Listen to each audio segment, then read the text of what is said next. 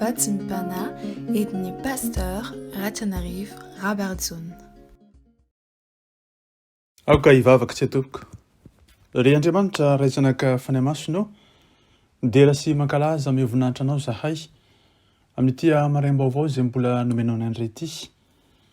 Eny lehibe tokoa zany fitiavana sy famindramponao zany. Vendana trampamonjeny zahay, ary dia manoloana ny masoandro mibalika izay aposakao, ny lanitra manga, ary ihany koa ny rivotra izay iainanay. Azony mahatsara tokoa fa famindrampo sy fitahiana manokana mbola natolotra ao anay amin'ity andro ity. Tsara tokoa ianao sady mpanao tsara, ary zany fahatsaranao zany dia natolotra ao anay, nomenao anay zanak'olombelona tamin'ny alalan'ny naharianao anay araka ny endrinao, araka ny endrikao sy ny fahatsaranao. Lehibe izany famindramponao zany Tompo, ary dia ndreto zahay mankalaza sy mitsaoka amin'ny voninahitra anao, ry Andriamanitra rehetra, ry tompony tompo sady mpanjaka ny mpanjaka. Mangataka ny famindrampo avy aminao satria sy tanteraka. Diovy mandrakariva amin'ny ranao sarobidy Jesosy mba afaka amin'ny fahotana sy ny tsy fahamarina rehetra. Ary dia ka lefanao masina mahery, no hiasa sy toetra ty anatinay, azonay manatanteraka ny sitrakao amin'ity andro ity, izay natolotra ao mba ho anay indray. Eny dera laza haja saotra, atolotranao ry ray ny mandrakisesandre ny fiadanana, fa amin'ny ampanompona kosa ny fiadanana feno sy tanteraka, eny fahasalamana, ary ihany koa mba ho tanteraka izay sitrakao rehetra amin'ity andro ity, ary mba tsisy hafa afa-tsy ny sitrakao no ho tanteraka Tompo. Ho an'ny mpanompona tsirairay avy, misaotra Jesosy. Alleluia. Amen. Mbola ampitomboana amintsika mandrakariva ny fahasoavana amin'ny mampiadanana avy amin'Andriamanitra ray sy ny fampiraisana avy amin'ny fanamasina ary ny fahasoavan'i Jesosy Kristy Tompo. Amen. Tsara mandrakariva Andriamanitra. Izany lo hevitra mbanjintsika amin'ity andro ity, izay miompana amin'ny Salamo faha 410. Salamo faha 410, vakina amin'ny anaran'ny Tompo Jesosy. Ny adala manao nankampo hoe tsy misy Andriamanitra, manao izay ratsy vetaveta izy, tsy misy manao ny tsara. Eny an-danitra Jehova miondrika mijery ny zanak'olombelona, mba hizahana misy hendry mitady an'Andriamanitra. Samy efa nivily izy rehetra ka tonga vetaveta avokoa, tsy misy manao ny tsara na dia iray akory aza. Tsy mahalala va ny mpanao ratsy rehetra, izay mihinana ny oloko toy ny finan-kanina? Ary Jehova tsy antsoiny? Indreo matahotra dia matahotra izy, satria Andriamanitra ny eo amin'ny taranaka marina. Na dia foananareo aza ny fisainan'ny ory, Jehova kosa no arony. Enganeka hivoaka avy ao Ziona ny famonjena ny Israely, raha ampindinin' Jehova avy amin'ny fahababoana ny olony, dia ho faly Jakoba ary ho ravoravo Israely. Amen. Mahalona tokoa ny arety mandringana, ny fantrana, ny fanjakazakany ny faharatsiana, ny vola sy ny firerehan'ny olona, mahalona ny fanorotam-pahefana misy ety sy aroa, dia manontany na manontany antsika mpino kristianina ny olona tsotra, ny amin'ny fisian'Andriamanitra, ny amin'ny fahatsaran'Andriamanitra ihany koa. Alem-pana tokoa mantsy ny olona, eny fa na dia ny zanak'Andriamanitra, ny amin'ny hoe tsara ve Andriamanitra amin'ny fotoana rehetra. Satria misy aza kristianina manjary misalasala mihitsy ny amin'ny fisian'Andriamanitra, mahalona zavatra mitranga mianjady aminy manokana na mitranga eo amin'ny fiarahamonina. To avelan'Andriamanitra anjaka ny ratsy, ka tsy mandray ndraikitra izy ny amin'ny famotehana tanterahany devoly izay mianaka hatrany hatrany. anio nefa dia antson'ny tompo isika eny isika mpino kristianina ijoro ilaza fa tsara Andriamanitra amin'ny maizy azy amin'ny asany amin'ny toetrany sy eo amin'ny fanjakany. Tsara tokoa Andriamanitra eo amin'izay maizy azy ary dia hita izany tokoa amin'ny anarany.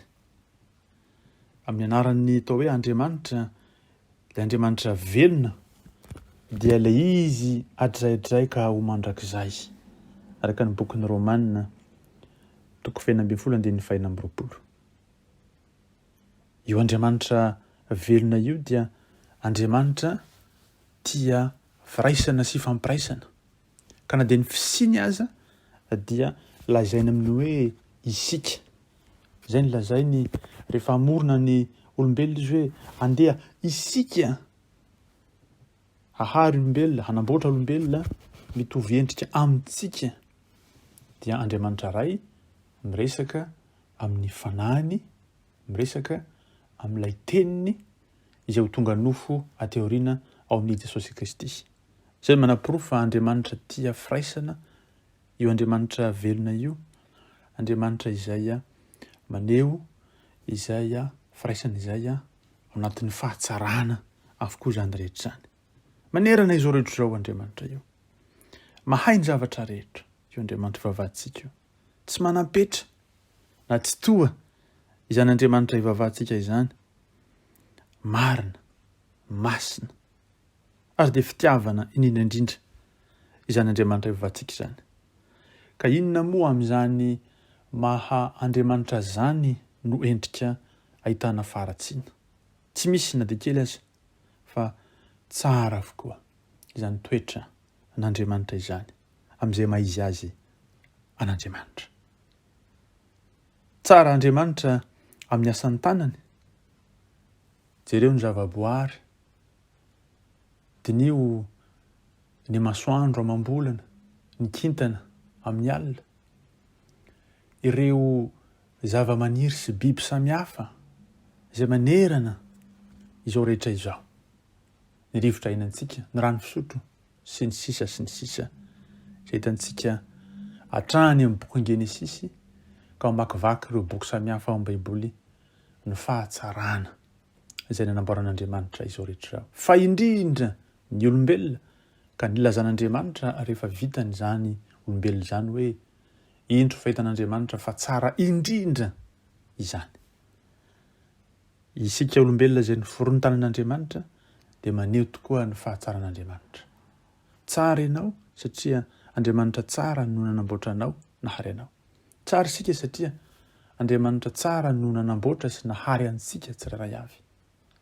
Ary fahatsarany olona izay tany am-piandohana talohan'ny fahalavona na ny fahotana dia tokony ho tsaroantsika isan'andro ary tokony hiainantsika ary hitoetra am-potsika isan'andro.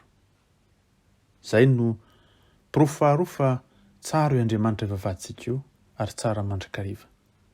Fahatelo dia ny amin'ny fanjakan'Andriamanitra.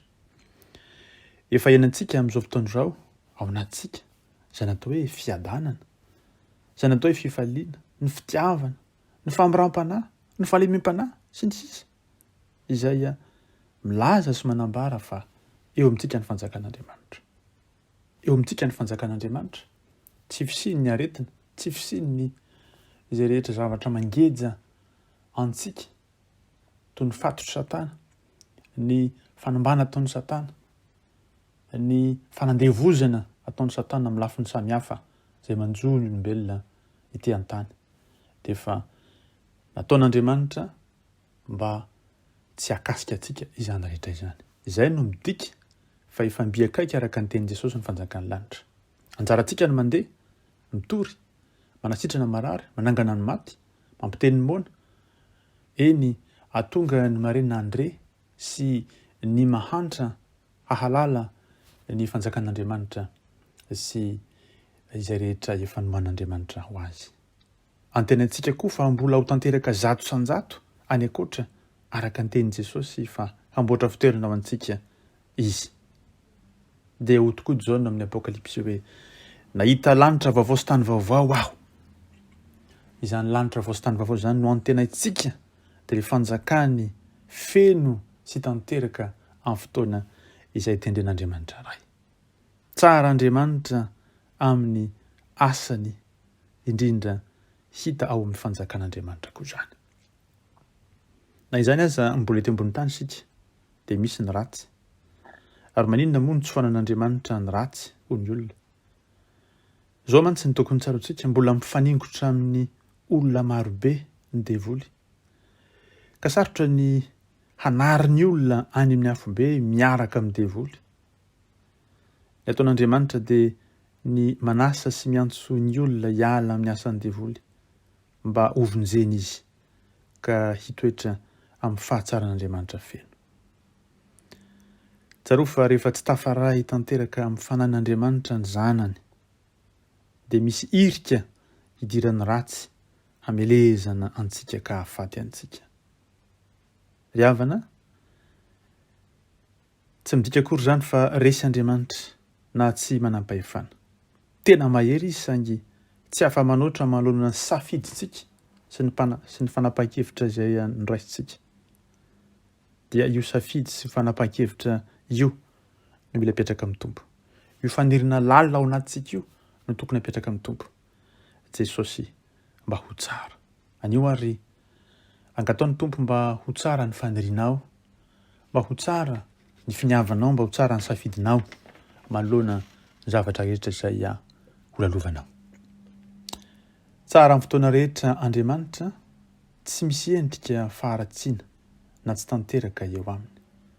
Tsy misy endrika koa izay tsy vita, fa vitany avokoa ny zavatra rehetra ao anatin'ny fahatsarana fendry tanteraka. Ao amin'ny rery ihany no misy ny fahatsarana. Araka ny tenin'i Jesosy hoe iray ihany ny tsara dia Andriamanitra. Ho amintsika ny fahasoavany sy ny fahatsarany, ho azy ny voninahitra. Amen. Vavaka isika. Jesosy malalo misaotranao izay satria mbola tsaronay mandrakariva tokoa izany fahatsaranao izany. Eny tsara mandrakariva ianao. Ary eo amin'izay toetra mahanao anao, Andriamanitra ray zanak'afany masina, amin'ny mahapahary anao, mpamonjy anao, amin'ny maha Andriamanitra izay mampionona sy mampianatra anay, amin'ny maha Andriamanitra izay mijery anay amin'ny masom-pitiavana mandrakariva tsy manam-petra, marina sy masina, dia fantatray tokoa fa tsara ianao. Fantatray tokoa ry Tompo Andriamanitra eo ny amin'ny asany tananao, indrindra eo amin'ny fanjakanao izay naorina tetỳ an-tany, ka lazanao Jesosy hoe efa mbiakaiky ny fanjakan'Andriamanitra, dia ahatsiaro tokoa izay hibebaka hiala amin'ny fanao ratsy rehetra, ka tonga anay Jesosy hiomana ho amin'ny fandraisana ilay fanjakanao fendry tanteraka. Ka na dia ety ambony tany azy izay mbola ao anatin'ny zavatsakotra samihafa, dia ho tsaraina tokoa fa rehefa tsy mijery ny asan'ny ratsy sy tsy mifampiraraha aminy zahay, na ihany koa miaina tsy mifanaraka amin'ny sitrakao, dia ahatsiaro isan'andro fa raha miomana tsara ny amin'izany izay ary tapa-kevitra isan'andro ny amin'ny fiainana ny teninao, hanohanao amin'ny fotoana rehetra, dia mitoetra ao aminay tokoa ny fahatsaranao. Ampianaro izay ahatsiaro Tompo fa amin'ny fotoana rehetra tokoa dia tsara ianao ary manatanteraka ny soa, ny tsara ho an'ny mpanomponao tsiraray avy, ho an'ny zanak'olombelona rehetra satria dia mamposaka ny masoandro ho an'ny marina sy ny tsy marina ianao, ary manotsaka ny ranon'olana ho an'ny mino sy ny tsy mino. Misaotra anao Andriamanitra rainay ilay tsara indrindra ao amin'ny Jesosy Kristy, velona masina manakena avy Nazareta, fa aminay kosa ny fitahimenambiampy dia ny fahasoavana Jesosy Kristy, ny fitiavan'Andriamanitra ray, ny herin'ny fampiraisana avy amin'ny fanahy masina, dia ao aminay tokoa ilay fahatsaranao any am-pitsoro mandrakizay. Ka mitahina ny Tompo dia miaro anay, eny mampamirapiratra ny tavany amin'ny Tompo dia mindrafo aminay, manandratra ny tavany amin'ny Tompo dia manome ny fiadanana. Aleluia. Amen.